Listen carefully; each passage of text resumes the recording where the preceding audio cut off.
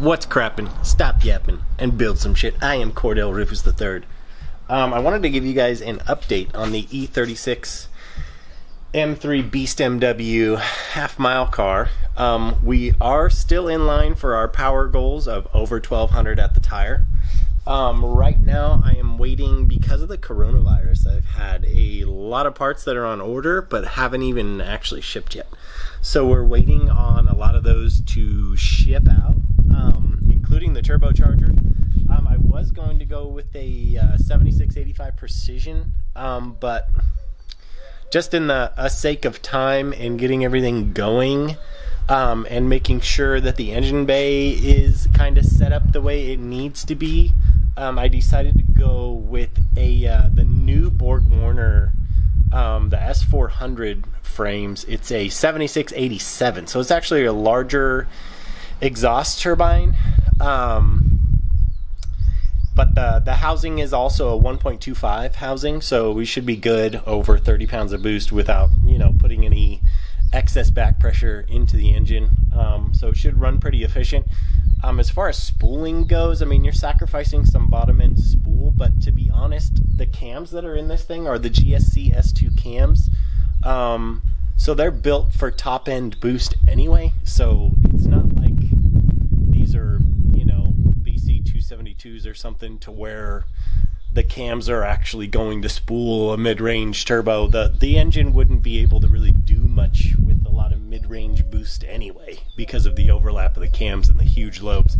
So we're getting it all set up for that. Also, I spoke to Yuri at Wiring Specialties this week, and we're dialing everything in with the harness. So let's switch you around over here, and it's basically a normal Pro harness, except the locations have changed, and we're running obviously the smart coil setup.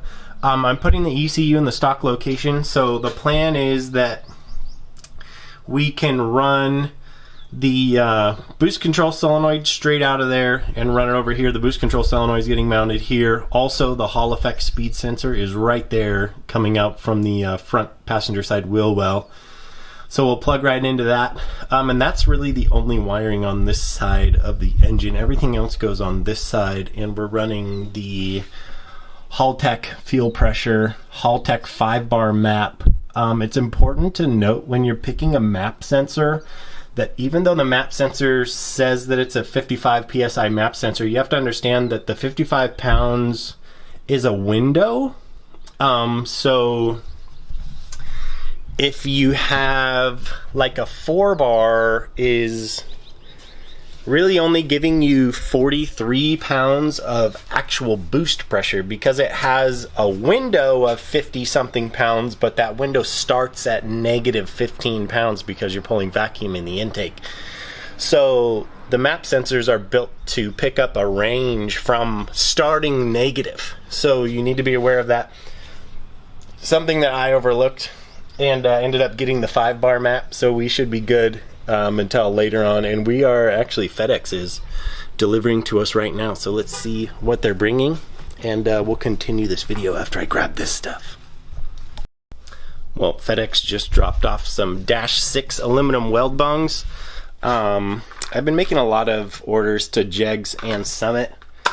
I actually got most of the AEN fittings from Summit. They're actual Summit brand AN fittings, and 4 out of the 5 that I got when they finally started filling in their back orders leaked. So I completely quit using the Summit brand fittings and switched to Jegs, and then I've just been getting like Vibrant fittings and stuff from them. But yeah, everything's like little odds and ends. What sucks about the shipping stuff is like, once you get the motor in there, any person that does a project car will tell you that the last 10% of the build takes 90% of the time. And I'm kind of in that area right now where I want to get all the little stuff dialed in and buttoned up, so I don't have to do it later on. And so a lot of it is making a bunch of AN lines And what sucks is I'll realize that I need a certain fitting to make it look nicer or to route better. I'll order that AN fitting and I'll get the hose right away within 3 days. But then the AN fitting, it's like taking, you know, forever to get. Let's try this light and see if that helps. Ooh, that's not too bad. But so, you know, it kind of sucks because it puts a kind of a hold on the whole car. But like I was saying, with the wiring harness situation, we are basically running the normal harness and then some extra sensors. I'm also running oil temp on the remote oil filter housing. So when we're coming out of the motor, we're going through this. This has a thermostat in it. So once it hits a certain temperature, it will bypass and go through the cooler this way. And then this oil temp sensor will tell me the temperature of the oil coming out of the engine. I might move it to tell me the temperature of the oil going back into the engine, just so we can kind of see how the cooler is working. And then we also have flex fuel that's down there. And then we have the Haltech oil pressure sender also, which we routed up here to a remote location, which most people do with the there you go, focus, with the 2Js. And then I put the radiator up in here. It's just set up in here just so I could get an idea of space and route some lines. You're going to want to use this Chase Bays adapter for the radiator cap. This will give you a high point for your radiator system, since the radiator system on a normal E36 is kind of set up weird, where the overflow tank is actually your radiator cap, and then the heater hoses route through the tank, and that's hooked into the cooling system. This will allow you to make just a normal cooling system. So you can use your normal radiator. You're just going to plug off the line that normally went to the overflow, and then you're going to run this as your radiator cap, and then you're just going to run a normal overflow tank. And this mounted to the side. Another one of the issues I ran into was relocating the power steering. So we don't have any room on that side because I am running AC still. I really want to. When you're sitting on, you know, in the staging lanes of a race, it is really nice to have air conditioning. So we are going to run, well, I've already made AN lines that just extend past, go under by the steering rack and back up over to the power steering pump, and then the high pressure lines go from the pump into the rack and so on. But everything else is coming in really well. It's just a matter of getting all the little stuff taken care of. I have built a hybrid throttle cable I made, which is a mix between the 1JZ throttle cable and the BMW 318 throttle cable, which was kind of cool. I finally got that working, and then we're 3D printing a prototype throttle body adapter that'll rotate the throttle body 45 degrees, just so I can make sure that the TPS will clear here, because this manifold is so big.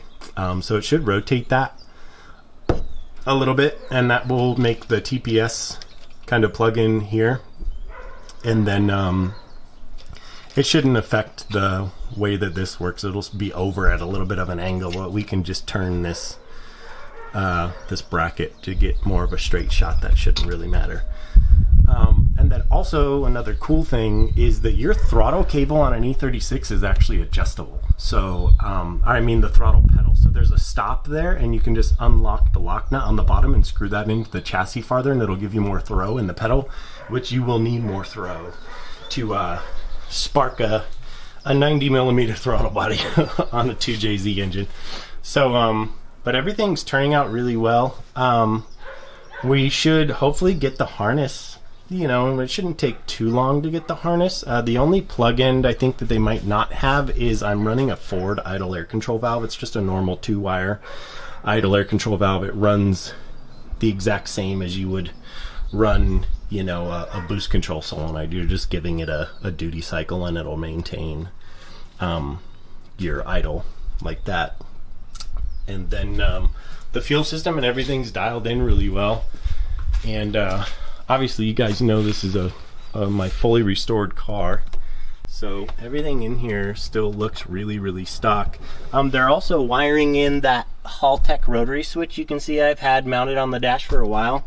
So that will be wired into the ECU, and that will allow me to switch between maps. So with the Hall effect sensor, I'm going to be running a speed-driven boost strategy. So I'll be able to either switch to the speed-driven boost strategy, or I can switch to the I can switch between all the different maps. So I can do 12 different things on there if I want to. Another thing to keep in mind too is the Haltech 2500 Elite and most aftermarket ECUs have a map sensor built into them. It is always better to run an external map sensor, because if you are going to be racing the car and you're going to go to like Colorado or something to run, you can use the map sensor that's on the ECU as an atmospheric sensor. So the map sensor on the ECU can essentially tell the ECU what atmospheric pressure is, and then the ECU can adjust for that. If you're using all of your map sensors up on the engine, which your engine is essentially its own atmosphere, you're not really going to have that. So you're going to have to kind of guesstimate where you want your tune based on what altitude you're at. So that's something just to kind of keep in mind in the back of your mind if you are going to be doing a number of race events that you probably want to move or switch to all that other stuff. But everything else is going really well on this car. We're just waiting, like I said, on we're waiting on the transmission, adapter plate, twin disc clutch, hydraulic throwout bearing. I've already modified the trans mount. Once we get the tranny and clutch and hydraulic throwout bearing, we can mate that up to the engine and put the engine in finally, and set the location. And then we'll also have a good location for where the shifter is going to be, and we can figure out how to make that work, because I'm not really entirely sure on where the shifter is going to line up in the shift boot area. So we'll probably have to make some changes there. But as far as everything fitting, everything fits okay. It's a little tight in some spots, but nothing too crazy. But we'll see how everything goes when we move forward from here. So hopefully you guys will keep watching the build, and we'll keep moving forward. Just waiting on more parts to come in, and then we'll start doing some other cool stuff. I'm really excited to do the unboxing on that gigantic turbo. And we'll make sure that it fits in the engine bay, which we've pre-fitted some other turbos, and we should, be good. Because basically center to center is very similar on all the turbos. Your bearing housing is pretty much the same on every turbo. And then the turbine and compressor housings are going to be in the very similar locations. It's just a matter of the size increasing and maybe some girth. So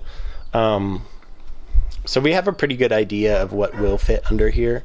But either way, we have to run that gigantic of a turbo anyway if we want to make the power goals that we're planning on doing, and we want to break 200 mile an hour in the half mile. So we'll make it work regardless.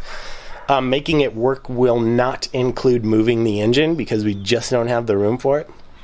But we can do some little things here and there. We'll probably end up clearancing the shock tower. With the aftermarket struts and stuff, there's a lot more room in there than there needs to be for that strut to clear. So it's one of those things where, you're going to have to make a sacrifice somewhere. You want to go fast. So luckily we already have all the front crossmember supports and stuff in, and all that other stuff that the chassis needs to be able to hold that kind of power. So it's just a matter of getting all the little stuff dialed in and getting it all hooked up. And then I've actually already built a base map for this guy with our larger injector scalings done on it. And then as soon as I get the wiring harness from Wiring Specialties, I can assign all of the sensors to those pinouts in the base map, and then everything should work All the sensors are Haltech sensors aside from the ones that I kept OEM to the 2JZ, like the crank sensors and cam sensors and stuff. I went with the OEM stuff for those, and I think I'm running OEM knock sensors, which most people do anyway. And then they're gonna have hookups for the AC and the alternator and all that stuff. And we're running an aftermarket 220 amp alternator as well. So that's kind of where we're at. I wish this was a first start video, but it's not. So we will keep moving forward. If you guys ever wanted to know how to hook up one of these 4-port boost controls, it is very, very simple. The exhaust side just goes to atmosphere. The intake side goes to the boost reference, which would be one of your intercooler lines, your intake manifold, or what I'll be doing is just tapping that hole on the front of the turbine housing, and that will be my boost reference. And then the A side goes to the top of the gate, and the B side goes to the bottom of the gate. And the 4-port boost controls, they'll apply pressure to both sides of the gate, so it helps it to stay shut even longer and gives you a little bit more control over boost, which is nice. So that's it. Hopefully you guys keep following the build, and we'll keep going from there. Whatever.